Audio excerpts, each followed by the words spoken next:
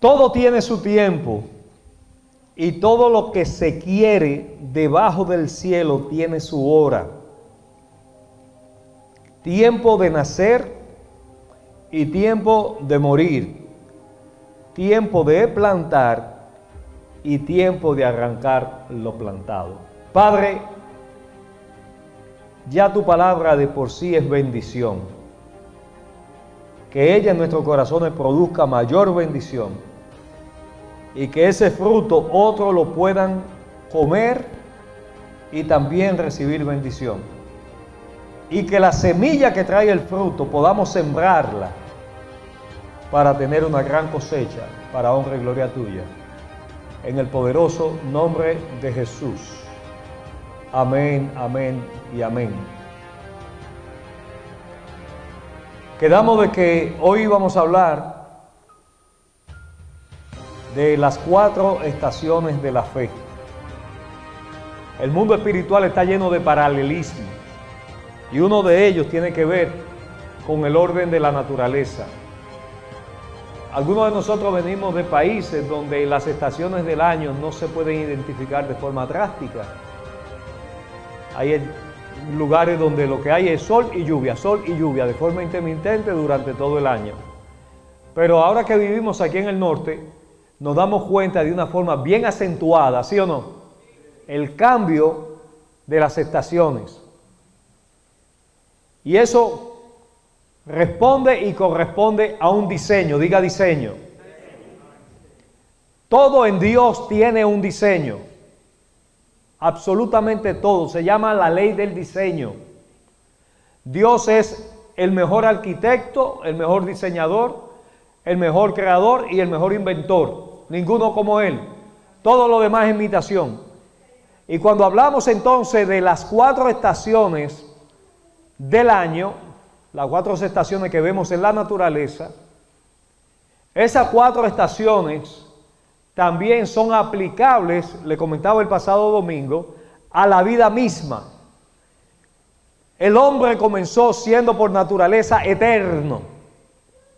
Dios creó a Adán, de él sacó a Eva con el propósito de que fuesen eternos como Dios mismo. Porque cuando Dios le confirió su imagen y semejanza, una de las cosas que puso principales es la eternidad. ¿Por qué? Porque Dios es eterno. Y para poder tener comunión con Él se necesita una criatura eterna, con conocimiento eterno, con unas circunstancias eternas. Y todo lo que Dios creó en el hombre lo hizo en ese contexto de eternidad. A causa del pecado la eternidad se frena y aparece el tiempo. Y podríamos decir, bueno, pero aún en los días de la creación vemos el tiempo siendo marcado, sí, pero el tiempo no producía desgaste, el tiempo no producía fricción, el tiempo no producía muerte. Y en ese contexto es que digo que cuando aparece el tiempo, como ya la manifestación del pecado en el tiempo, entonces ya el tiempo, la eternidad, no funciona como funcionaba antes del pecado. ¿Están aquí conmigo? Y hay una línea fina, porque algunos piensan que los años de los primeros seres humanos sobre la tierra eran calculados de otra manera. No, no eran calculados de otra manera. Porque la misma referencia de los días estaban determinados por los astros que el Señor puso en sitio para marcar las estaciones, marcar la mañana, marcar la tarde, marcar la noche. Los años eran los mismos. Ahora, a causa del deterioro que se produjo como consecuencia del pecado, entonces vemos que los años en el hombre van cambiando, al punto tal que con Noé, Dios dice, serán los años del hombre 120. No solamente pasaron 120 años a partir de ese momento cuando Dios le da la orden a Noé de hacer lo que tuvo que hacer, sino que también vemos que a partir de ahí Moisés pasa a ser un punto de referencia donde 120 años fueron los vividos por él. Vivió 40 en Egipto, vivió 40 en el desierto y vivió 40 en la asignación de sacar el pueblo de la cautividad a Canaán. Vemos la vida de Moisés marcada en 3 etapas de 40 años y es el último hombre en el registro bíblico al cual podemos ver como una referencia de que esos 120 años quedaron marcados en él. A partir de ahí nos podemos encontrar con un personaje tal vez como Job. Sin embargo, Job se entiende que fue un personaje que existió antes que Moisés. El punto es este: el salmista llega a un punto donde dice que los años del hombre serán 70, y si comió bien, descansó bien, no comió mucha porquería, no se intoxicó, trató bien su cuerpo, entonces puede ser que llegue a 80. Bueno, pero mi mamá tiene 85, bueno, esa es de la más fuerte. A esa se le rompieron un ladrillo en la cara y siguió viviendo. A esa le han diagnosticado cosas y se supera, es de la fuerte. Si pasa de 80 es de lo fuerte. Pero la Escritura dice que si pasó de los 80 ya está bajo una sobregracia. Y el pasado domingo les decía, le pasaba esta información, de que la vida misma está dividida en 4 estaciones: primavera, verano, otoño, invierno. Los primeros 20 son primavera, los segundos 20 son verano, los terceros 20 es otoño y los cuartos 20 es invierno. Le guste o no le guste, se llama la ley del diseño. Por eso el eclesiástico dice: mira, acuérdate de tu Creador cuando estés gozando del sol en la playa, cuando andes con ropas ligeras. ¿Qué estación es esa? El verano. En ese tiempo que te tienes que acordar de tu Creador, porque llegará el otoño, que trae cambios drásticos, donde muchas cosas coincidencialmente se caen.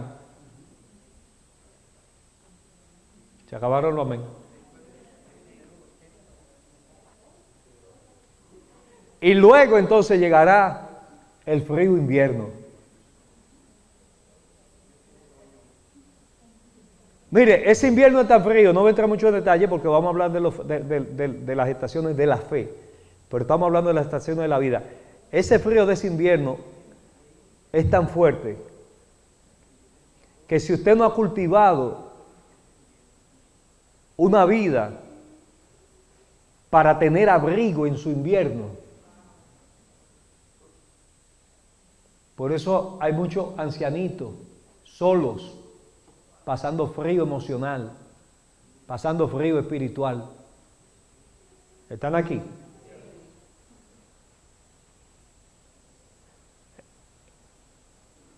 Un invierno bien vivido es un invierno agradable. Muchos de nosotros venimos de climas muy diferentes a este, y por eso casi siempre hablamos mal del invierno. Pero el que entiende la riqueza del invierno lo disfruta, porque está en el diseño de Dios. Es como la gente que dice: otra vez lloviendo, ya van 3 días lloviendo, y el granjero feliz de que está lloviendo, porque va con los tiempos y su vida va marcada por los tiempos y lo que hace está marcada por los tiempos. Pero si usted no vive entendiendo que los tiempos determinen qué tiempo está viviendo usted, usted va a vivir desfasado y de repente va a vivir más que con palabras de bendición en su boca, con quejas. Y qué triste es vivir una estación y no identificarla. Qué triste es que se avecina otra estación y no identificarla. Y que te coja el invierno en la pena en pantaloncito corto.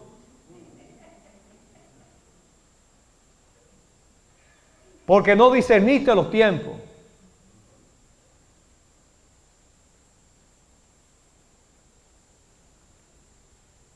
Aproveche, identifique en qué estación usted está viviendo.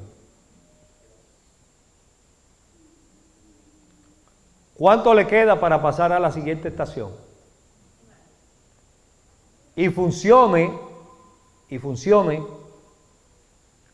con toda la calidad que en el diseño de Dios tiene cada estación. Ahora vamos al mundo de la fe.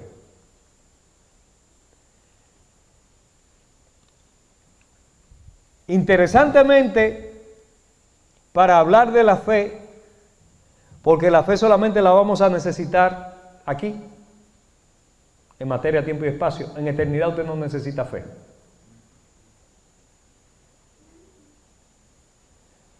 Dinora, ¿tú te acuerdas de la canción del himno Dulce Oración? Dulce oración, dulce oración. ¿Cómo es que va? ¿Tú la sabes, Biblia? ¿Cómo que va, Dinora? ¿Te acuerdas? ¿Te acuerdas de...? La siguiente línea no me acuerdo, pero elevaré mi petición, la voz de mi necesidad. Oh, cuántas veces tuve en ti ayuda en ruda tentación, y cuántas veces mediante ti dulce oración. Y después entonces, interesantemente, al final de la última estrofa de ese himno dice, y luego me despediré de ti, dulce oración. Se va a despedir uno de la oración, porque llegué el momento que ya usted no va a necesitar orar. ¿Y qué hace usted orando en la presencia del Señor? Ya usted no necesita oración. Ya Tiffany no necesita el cordón umbilical que la tenía pegada a Stephanie. ¿Se imagina que todavía ella estuviera pegada? Ella con el cargadorcito y así, y tiene que ir con el cargador, pues. Y usted dice, ¿por qué tú no te despegas de la niña? No, que todavía la niña todavía tiene el cordón umbilical. Todavía está pegada de mí. ¿Cómo usted va a reaccionar? Y está loca. No es normal. Entonces hay cosas que para nosotros ahora son normales, que dejarán de ser normales. La oración va a desaparecer, la fe va a desaparecer, pero ahora que estamos en la condición que estamos, necesitamos la fe más que nunca. Necesitamos la oración más que nunca. Ahora, ¿quiere que le cuente algo? ¿Quiere que le comparta algo de dónde yo me encuentro en mi vida de oración? ¿O no le interesa? Bueno, pues sigo. Yo le contaba a Ángel el día pasado, porque Ángel viene los jueves, y entonces los que vienen los jueves reciben cosas que no reciben los que vienen los domingos. Hay cosas que son exclusivas para los jueves. Y ahora que me estoy acordando, entonces no lo puedo decir porque ustedes no vinieron con algo.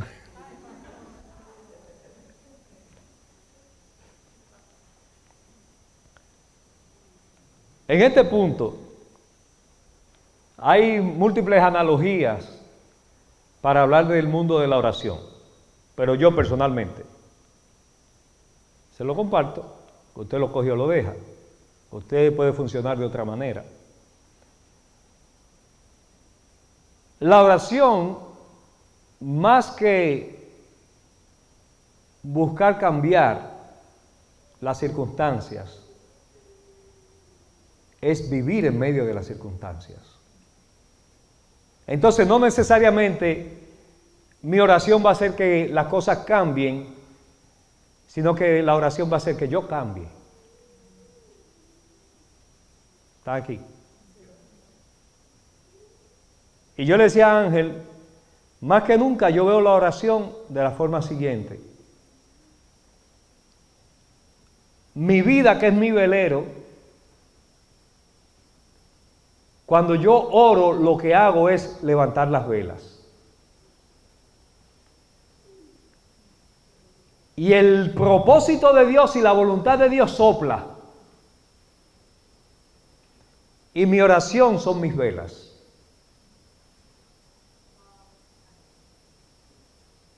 Para donde Él me lleve, entonces mi oración me lleva. Es decir, que yo voy a estar orando para donde Él ha diseñado que yo vaya. Voy a estar pidiendo lo que Él ya tiene preparado de antemano para darme. voy a mover las velas no para cambiar las circunstancias, sino para entenderlas, disfrutarlas, vivirlas, atesorarlas y madurar en ellas. Porque yo me he dado cuenta en 56 años, casi 57, que voy a cumplir el 16 de febrero del próximo año, está a tiempo de ir ahorrando. Para que no me diga de que pastor, Dios lo bendiga el día de su cumpleaños. No, bendígame usted también.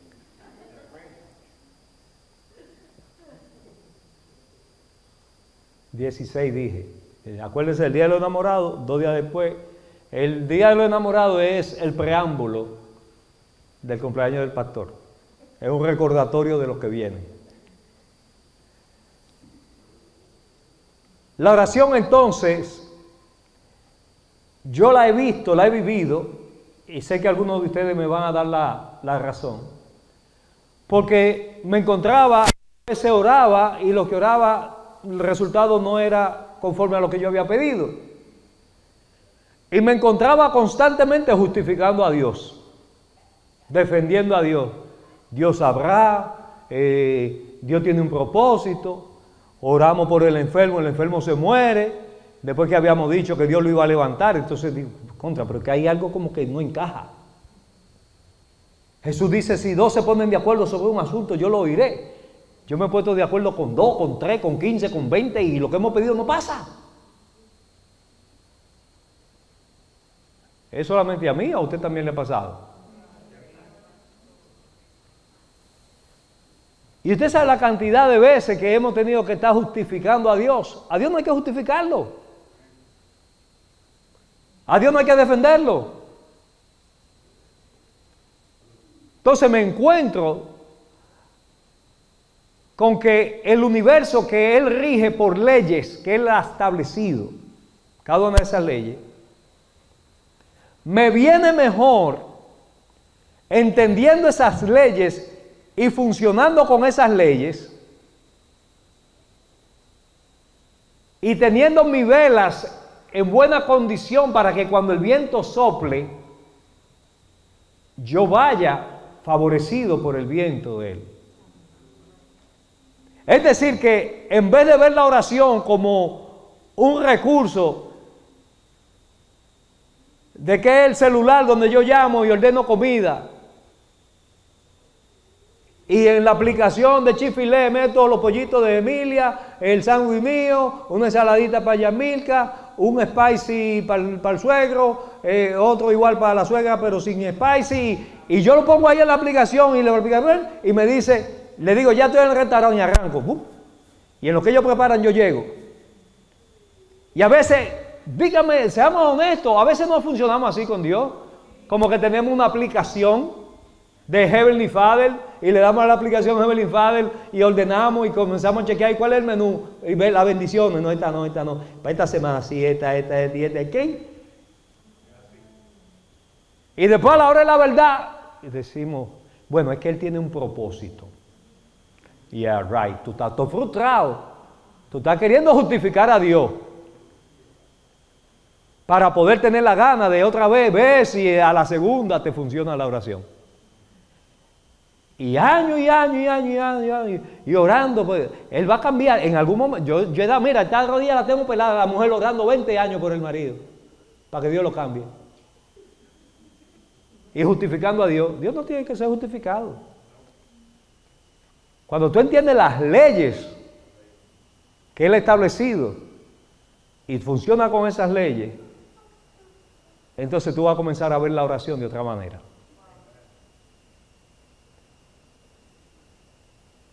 Cuando Jesús dice, y lo mencioné hace un ratito, que no se haga mi voluntad sino la tuya.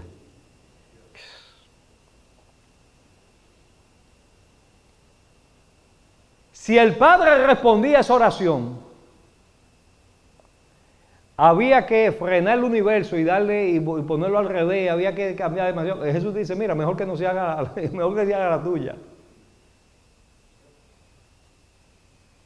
Iba a ser demasiadas las complicaciones. Porque cierto es que la voluntad de Dios a veces es multidireccional. Diga multidireccional. ¿Qué significa eso?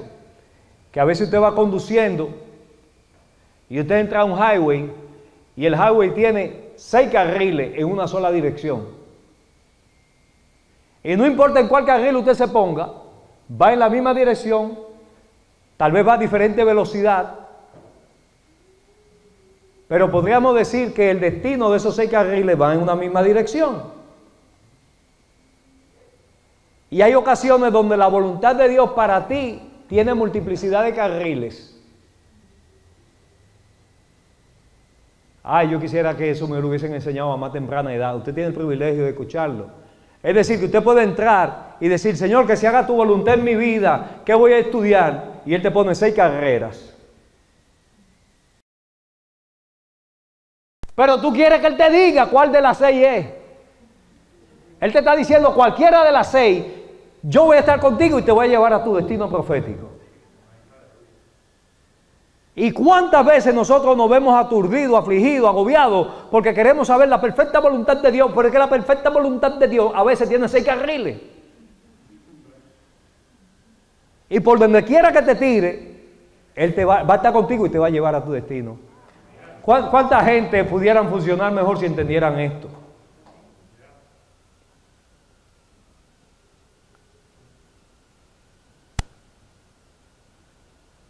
Lo mismo en las relaciones.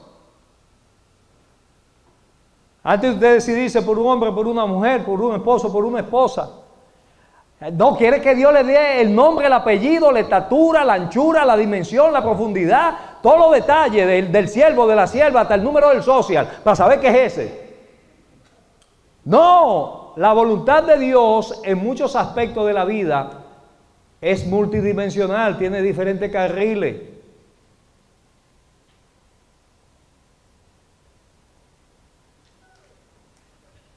Pero hay una obsesión, porque nuestra mente es a veces tan estrecha que nada más cabe una sola cosa a la vez. Y nos cuesta entender.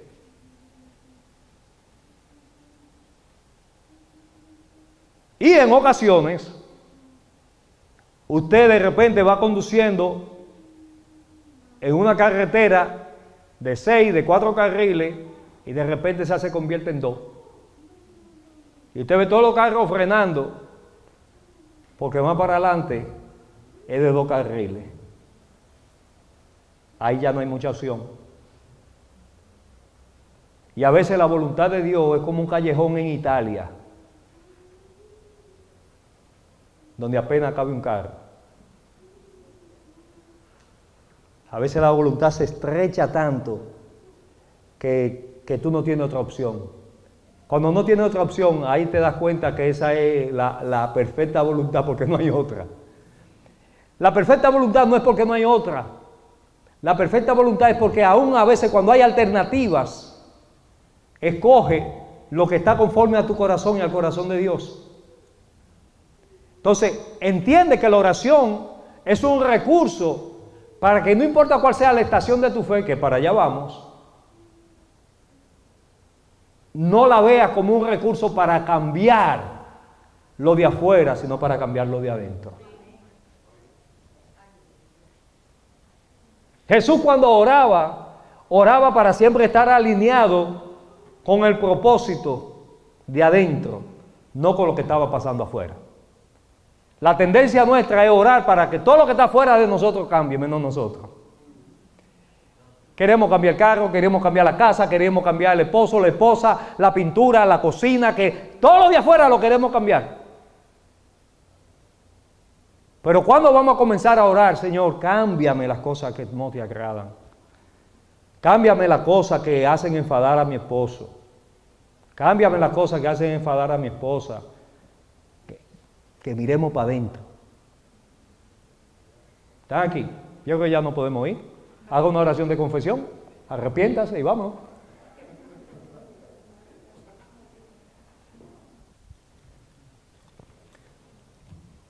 La fe nace.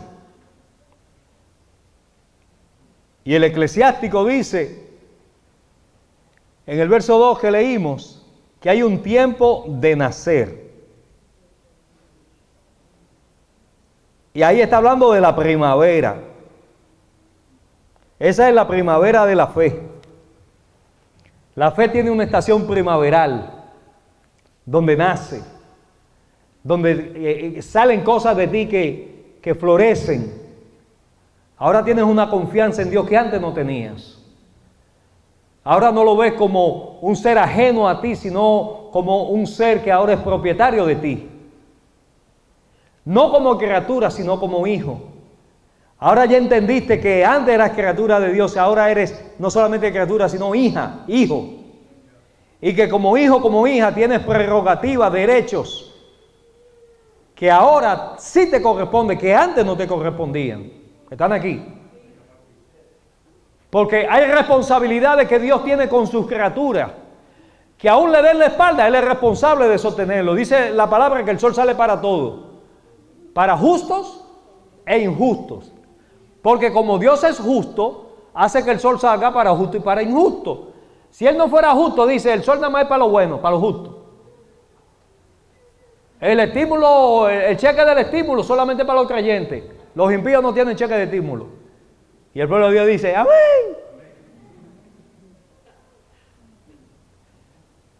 Nada más los impíos son los que van a tener accidentes. Nada más los impíos son los que se van a enfermar. Nada más los impíos que le va a dar coronavirus. Sin embargo, vemos que para todos. ¿Sí o no? Entonces no tiene que salir a justificar a Dios. Porque es que hay leyes que Él ha puesto en sitio. Entonces, la primavera trae que florezcan múltiples cosas a raíz de la fe. Y una de las más preciosas es esa, cuando tú te das cuenta de que ahora Dios no te está sosteniendo porque tú eres una criatura, ahora te está dando trato de hijo. Ahora te está dando trato de hija. Ahora tú puedes interrumpir el trono de la gracia para encontrar oportuno socorro. Ahora tú puedes llorar no a un Dios que te lo tiene que imaginar, sino a un Dios que vive dentro de ti por la fe. A un Dios que ahora tú lo puedes sentir porque por su Espíritu Él prometió que estaría contigo todos los días hasta el fin del mundo. Que cuando tú piensas que estás solo, que estás sola, no estás solo, no estás sola, no. Ahí la presencia de Dios está contigo. Eso lo trae la estación de la primavera en la fe. Pero hay algo típico de cuando algo nace. Lo que nace requiere mucha dependencia de donde ha nacido. Y vuelvo y le traigo a Tiffany, porque Tiffany es el ejemplo. Si Tiffany nació, ahora ella requiere dependencia. Y cuando la fe nace, requiere dependencia. El que comienza a caminar en el mundo de la fe, comienza a depender. Le da miedo a la oscuridad, y no estoy hablando de la oscuridad física, estoy hablando de la oscuridad espiritual. Necesita que se le alimente su fe, porque todavía no sabe coger la cuchara. Todavía no sabe, no tiene la capacidad de ir a la palabra y por sí mismo, por sí misma, extraer alimento para nutrir su fe, porque está en la primavera. Dependencia. Podríamos escribir un libro de las 4 estaciones de la fe. No es mi propósito. Porque hay muchas cosas que usted ha aprendido que cuando usted las recibe, usted mismo si las medita, eso se va a expandir en usted. Y usted va a seguir predicando, el Espíritu Santo le va a seguir enseñando. Pero otro de los elementos precisamente que se activa en la primavera de la fe y que hay que enseñarle, porque eso no se aprende solo, es la meditación. Porque aunque el alimento es la palabra, la oración es el sustento, la meditación es el suplemento, porque mediante la meditación entonces tú puedes entender la palabra para saber cómo aplicarla. Y como el que está caminando al principio, no tiene la capacidad por sí mismo, sino que tiene una dependencia para que su fe pueda crecer. Entonces hay que enseñarle al que está comenzando a caminar en la fe que necesita la meditación. Y eso muy poco se enseña, aunque la palabra habla de ello. Aunque el salmista de forma reiterada habla de meditar en la palabra. Sin embargo, nuestra cultura es muy ajena a la meditación. A nosotros nos enseñan mucho a opinar sin meditar. Somos una sociedad y una asociación de opinadores. A veces opinamos hasta sin tener los argumentos suficientes para emitir una opinión o un juicio. Y rápido vemos algún indicio, una conversación, una situación donde podamos opinar.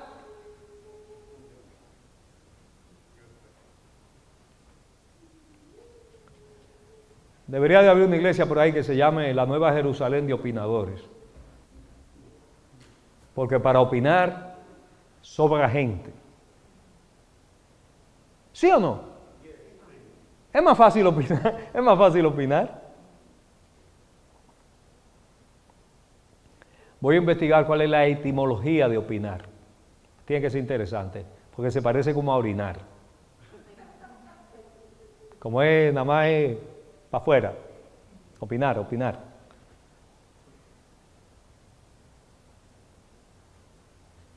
Si meditamos más, opinamos menos.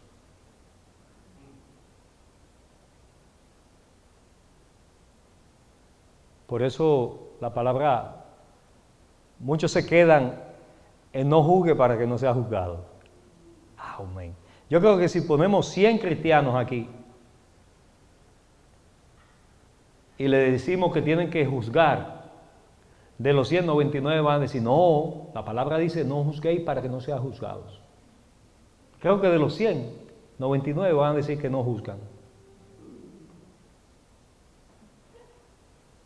Pero el problema no es no juzgar, el problema es juzgar sin justo juicio. ¿Y cómo tú puedes tener un justo juicio?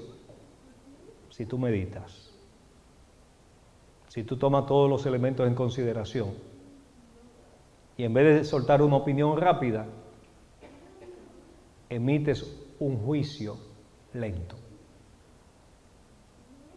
Por eso el necio rápido opina, pero el sabio rápido calla. Ahora nadie dice amén para pasar por sabio.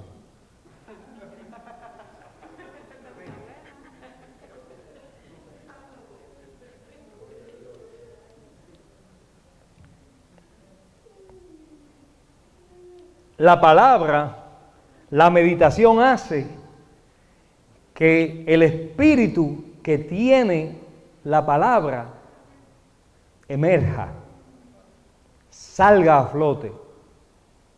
Es lo que se llama el rema de Dios, el espíritu de la palabra. Mire, eso es tan poderoso que los legisladores y los juristas en Francia, en Roma, hablaban del espíritu de la ley. Y yo me temo que hoy día tenemos Cámara de Diputados, el Senado y todo ese tipo de... con muy poca gente entendiendo que lo que se legisla tiene que tener un espíritu. Porque la letra mata. El espíritu es que hace que la palabra comunique vida. Y eso trasciende hasta a nivel de legislación de los países, de las naciones. Cualquier normativa que usted establezca, aún en su casa, tiene que tener un espíritu. Te he dicho que no cruce la calle, pero tú no le has explicado por qué no debe de cruzar la calle.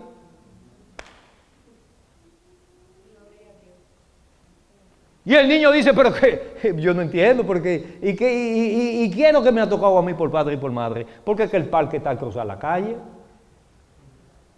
¿Cómo me dice que no puedo cruzar la calle solo, sola? Como que entonces ahora para yo divertirme, siempre que tengo que estar pegado. El niño o la niña está haciendo un análisis Porque tú no le has explicado el espíritu de la ley. Y nosotros crecimos, no esto, no lo otro, no solamente en las casas, en los hogares, sino también dentro de la iglesia. No haga esto, no haga lo otro, no, eso no es de Dios, eso es del mundo, eso es de impío. El cristiano no esto, el cristiano no lo otro, el cristiano no lo... Y una lista de no, que al final tú dices, ¿y qué puede hacer el cristiano? Porque que tú es no. Y la mayoría de las cosas son las cosas atractivas. Y las que tienen bombillito y parpadean y son atractivas. Y no se explica el espíritu del reglamento de la normativa. ¿Está entendiendo? Entonces, cuando al niño tú le dices, mira, lo que pasa es que, ¿tú viste cómo pasó ese carro? Si tú cruzas solo, ese carro te va a chocar. ¿Y cómo se va a poner mamá? Si se me muere mi niño lindo, me voy a poner así a llorar, y el día se ríe, pero está captando. Tú le estás transfiriendo el espíritu de la regla. Entonces, el no es positivo. Pero si no explicamos el espíritu de la ley, el no se hace atractivo para ser infringido. ¿Por qué? Porque no se dio una explicación. Y como no se dio una explicación, yo voy a averiguar por mí mismo por qué me dijeron que no. Y cuando me dan el tapatazo, dice, ay, ¿por qué no me lo dijeron? Por eso usted ve gente hasta adulta diciendo, ¿y por qué a mí nadie me dijo esto antes? Esa es la gran responsabilidad de enseñar. Tener intimidad con un hombre, con una mujer y parir un hijo, eso hasta los animales lo hacen. El asunto es usted formar. Y no conformarse con que a ustedes se lo enseñaron así, así. No, no. Ábrase a que usted ahora tiene capacidades y habilidades en Dios.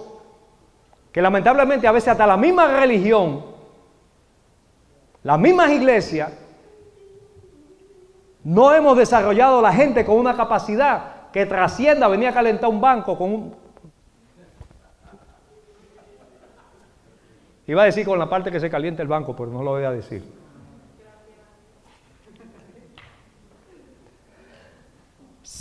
Fíjese, él dice tiempo de nacer y tiempo de morir. No es que no nos lo está dando en un orden establecido, sino que está intercalando el extremo que hace que se mantenga el equilibrio en el diseño de Dios. Estoy en el versículo 2. Tiempo de nacer y tiempo de morir. Es decir, como que salta de la primavera al invierno. Pero es recordándonos que todo tiene un principio y todo tiene un fin. Pero que lo que tiene principio y tiene fin y está dentro del propósito de Dios pasa a ser eterno. Es decir, que cuando usted suma primavera más invierno igual a eternidad.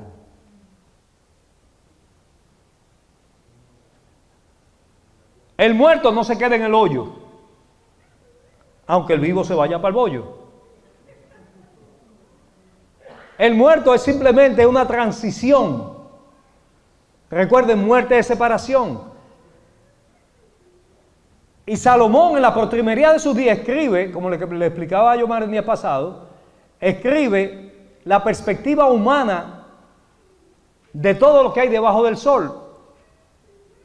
Y aquí maravillosamente da una pincelada de que todo tiene un principio y todo tiene un fin, pero debajo del sol. Por encima del sol las cosas funcionan con otras leyes, a las cuales lo que está por debajo del sol está supeditado y tiene que someterse.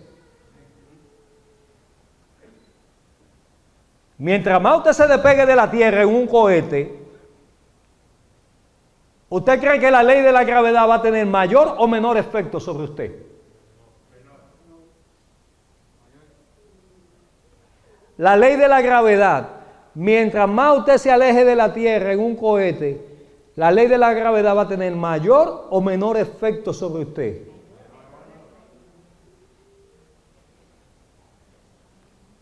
Eso es tan fuerte que ya llega un punto que el cuerpo suyo queda suspendido dentro de la nave. ¿Sabe por qué? Porque mientras más usted se aleja de ciertas leyes, menos...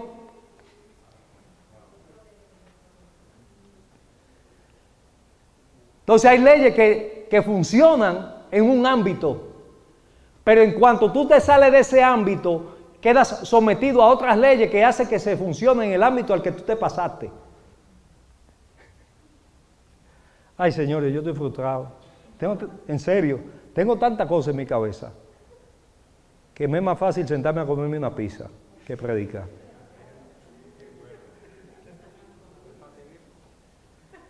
En serio, en serio. Usted sabe que yo digo las cosas en serio, la mayoría de las veces.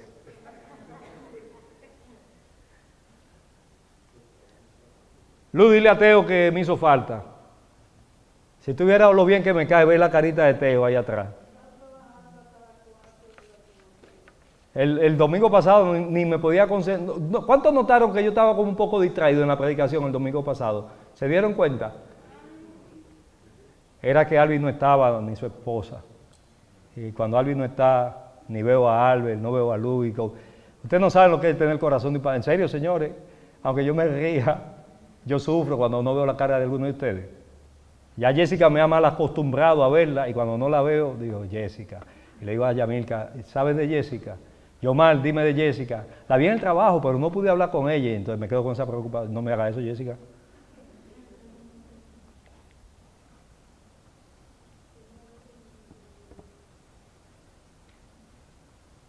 ¿Cómo estamos de tiempo? Oiga, la tarde está bonita para pasear, señores. Vamos a dejar esto por un parquecito. ¿Quiénes dicen amén?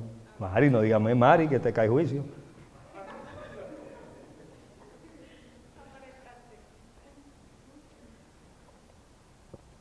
Segunda estación, verano. Verano es implicación de labor. Por eso en lo natural se asocia a la juventud. Es donde hay más fuerza, es donde hay más disponibilidad de tomar riesgos.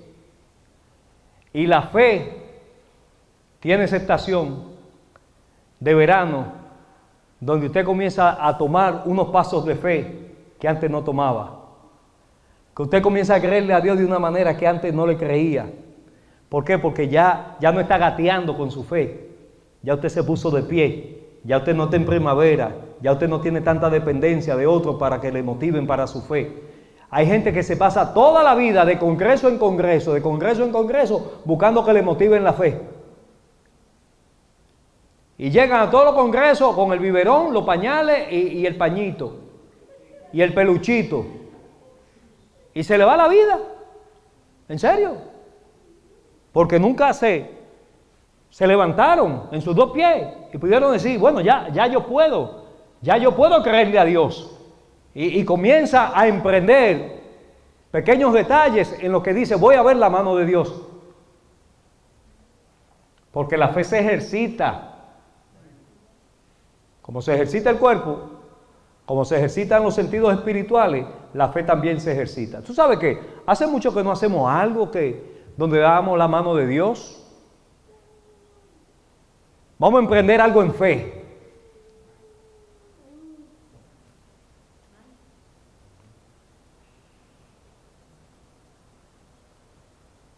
Y eso es emocionante. Pero la fe tiene esa estación de creerle a Dios de una manera agresiva, de una manera dinámica, de una manera donde usted dice, yo no tengo los recursos, pero creo en que Dios va a proveer los recursos. Es como, curiosamente, las parejas recién casadas le regalan de todo. Es como un empujoncito que se le da. ¿Está entendiendo lo que le estoy diciendo? Es como el que llega nuevo a un sitio. El que llega nuevo a un sitio, de repente encuentra un compañero de trabajo que le orienta algo, conecta después con la iglesia, y como que todo se le facilita al que está emprendiendo. Y aún entonces la fe la vemos de una forma dinámica en esta estación, en el verano de la fe. Curiosamente, el Espíritu me decía, aunque hay estaciones de la fe, pero el mundo de la fe como el mundo espiritual, tú puedes ir y venir. Es decir, que tú puedes estar en el invierno de tu fe y de repente tú dices, ¿sabes qué? Vámonos ahora para el Caribe. están aquí.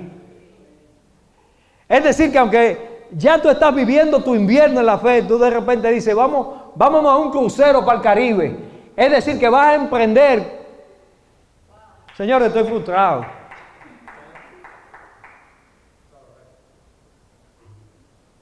Es que ustedes están como muy parsimoniosos. Gracias, amor, por ese aplauso. Me llegó al corazón, al alma.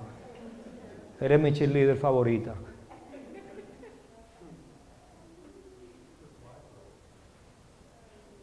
¿Sabe cuál es el problema? Que a veces nosotros tenemos la vida tan resuelta.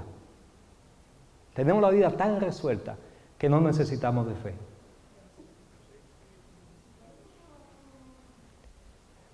Pero cuando se avecina una crisis,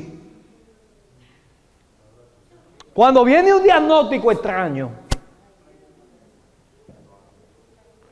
cuando el viento que estaba soplando en mi vida de oración ahora se convierte en tempestad, que tengo que bajar las velas porque si no se me rompen, son esas circunstancias en las que tú dices, ¿y qué oro? Mejor ni oro, a ver para dónde me lleva.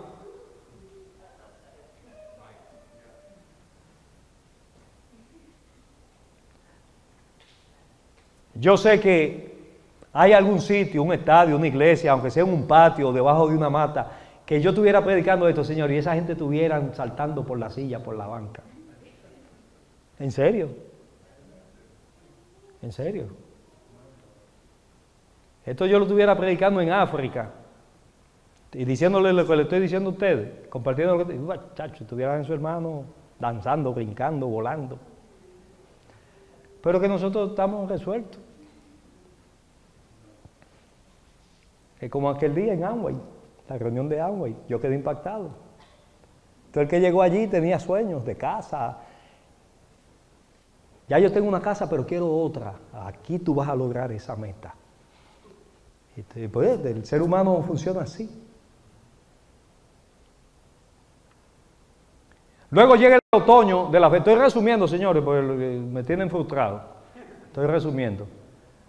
El otoño de la fe es una estación de cambios. Es un periodo de transición donde no hay ningún problema en dejar de creer como antes creías. Es la estación donde el Hijo de Dios, la hija de Dios dice, Señor, ¿qué me pasa?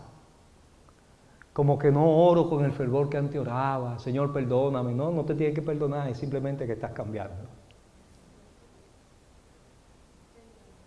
Y ese entusiasmo, ese fuego, ya el fuego se apagó. La pasión se fue, no hay ningún problema con eso. Son cosas propias de las estaciones.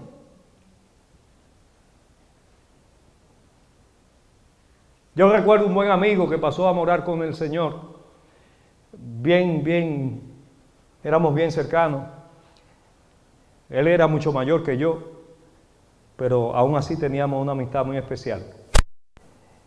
Y él me decía, mira Emilio, yo estoy en un punto de mi vida que yo me acuesto con mi mujer, ella está leyendo un libro, yo otro, y el sexo nosotros lo tenemos subliminal.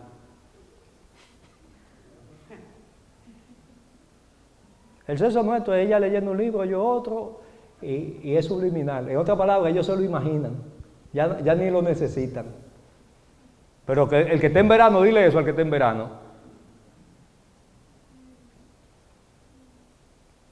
No puede concebir eso, pero son cosas propias de las estaciones. Y no porque haya pérdidas, significa que algo está mal. No, es propio de la estación. ¿Está entendiendo lo que le digo?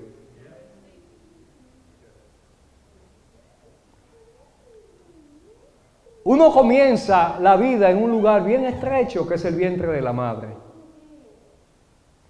Y uno termina la vida humana también en un lugar bien estrecho, que es el seno de la tierra. Y en el trayecto del primer lugar estrecho al último lugar estrecho, andamos buscando lugares espaciosos.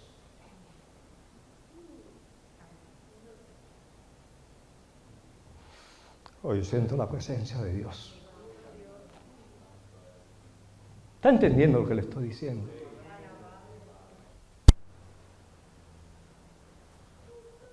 Y ahí nace el deseo de cosas grandes, de cosas amplias, de que esta cocina es muy chiquita,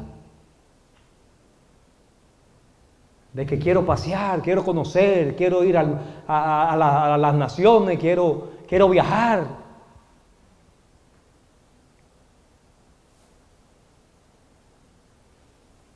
Por eso el valor de meditar, porque cuando tú meditas, tú vas y vienes, vas y vienes, vas y vienes. Pero cuando vienes, entonces aprecias más dónde estás, lo que tienes y entiendes mejor hacia dónde vas. Cuando mi papá me enseñó a conducir, me dijo, tan importante es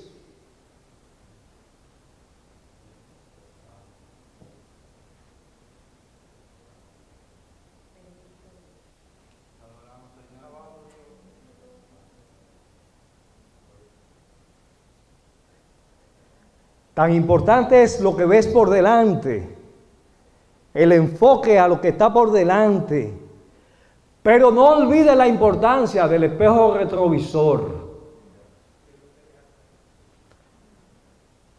porque es la referencia de lo que viene detrás.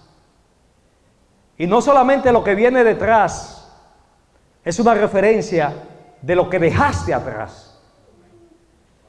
El problema del ser humano está en que a veces se enfoca tanto en lo que está por delante que se olvida de dónde Dios lo sacó. Y otros están tan enfocados en el espejo retrovisor que se están perdiendo el sentido de la dirección hacia donde Dios le lleva.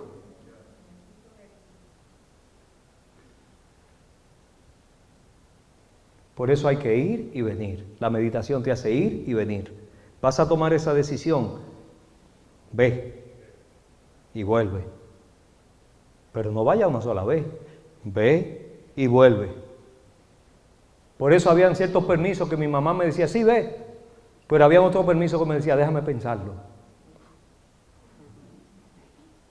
Porque en los permisos de déjame pensarlo habían implicaciones que no tenían los permisos simples y ordinarios.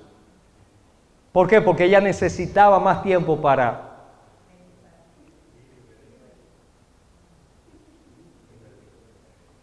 Y ese fin de semana ella estaba yendo y viniendo, viéndome qué posiblemente podría yo estar haciendo en esa finca donde había caballos, donde había un río.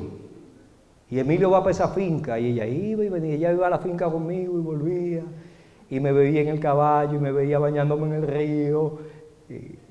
Y después el domingo en la tarde yo le decía, dime del permiso, no me ha dicho, es mañana, estamos de vacaciones, es verano. Me decía, mejor que no vaya. La meditación te hace producir decisiones correctas. Aunque no te gusten, porque a mí no me gustaba. Pero así también había veces que me decía que sí, después de toda su meditación, parece que Dios trabajando en ella decía, tú no eres Dios, yo soy Dios, tú eres la madre, déjalo. Algo así. No sé si ese día yo estaba en comunión o qué pasaba. Pero cuando me decía que sí, yo ni me lo creía.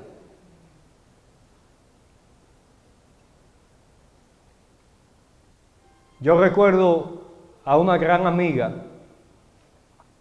no de muchos años, pero de mucha calidad de trato.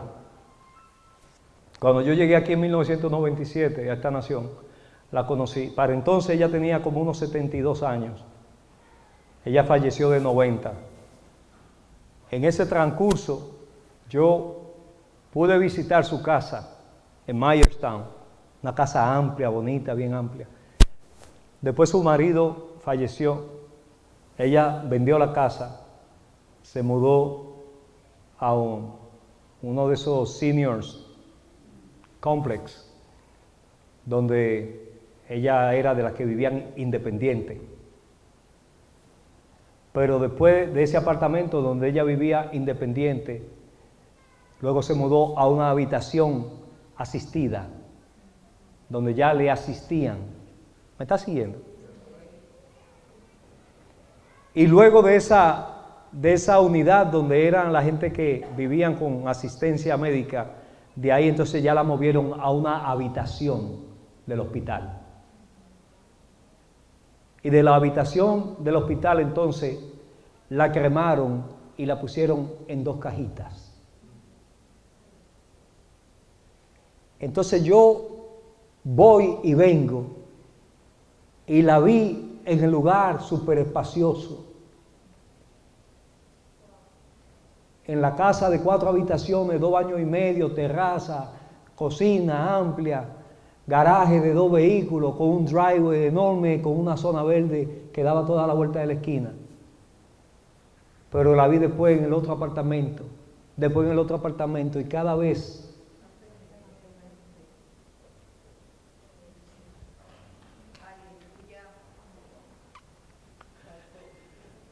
porque los grandes tesoros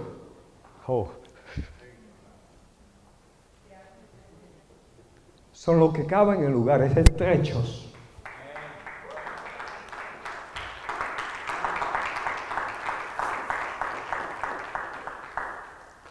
No es como nos han enseñado, es como el Espíritu enseña. La clase correcta es la de la escuelita del Espíritu Santo. Y luego llega el invierno. No veas el invierno, como les hablaba en días pasados, como nos han enseñado a ver las montañas. Las montañas no son impedimentos, siempre. A veces las montañas son para escalarlas. A veces la montaña es para llegar al summit, allá, a donde se ven cosas que abajo no se ven. El valle es bonito, pero tú no puedes contemplarlo igual estando en el valle que subiendo al pico de la montaña. De allá es que el valle es más bonito. El invierno no es para salirle corriendo. El invierno es para vivir una vida que cuando el invierno llegue, tú puedas disfrutarlo. ¿Están aquí? Y vivir una vida organizada en el diseño de Dios te garantiza que el invierno de tu fe, aunque afuera haga frío, tú vas a estar calientito adentro. Que aunque hayan circunstancias que parecen muerte, en realidad es vida.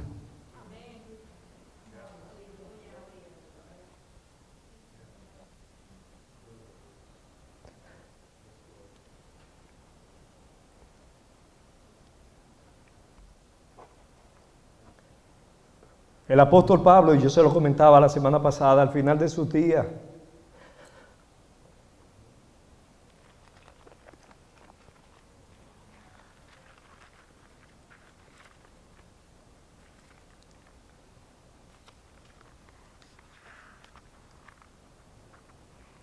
Señores, mis lágrimas no son de tristeza, es que yo tengo tanto gozo que se me acabó el gozo y ya estoy en el umbral de la tristeza. ¿Me está entendiendo?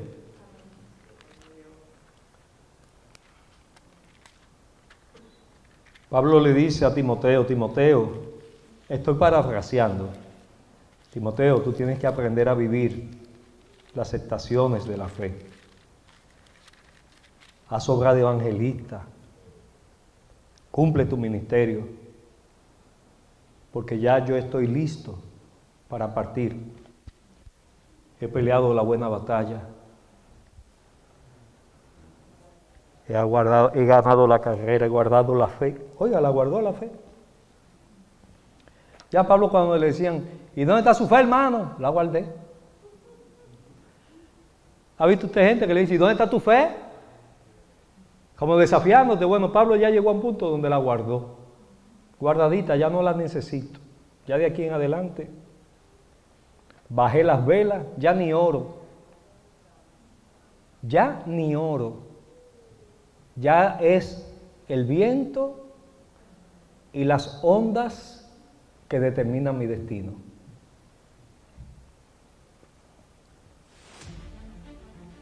Por lo demás me está guardada la corona de justicia, la cual me dará el Señor juez justo en aquel día, y no solo a mí, Timoteo,